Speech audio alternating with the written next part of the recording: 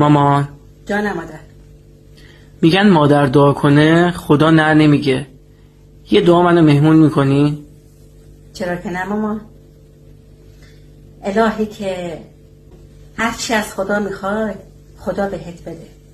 الهی نامت عالمگیر بشه. الهی همینجور که بعضی وقتا به هم کمک میکنی، دستمو میگیری، حواست به هم هست، خدا کمکت کنه، دستتو بگیره، حواسش بهت باشه.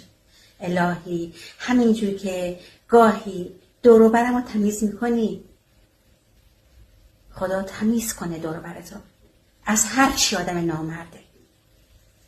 مامان جان، الهی همیشه نامت به نیک برده بشه.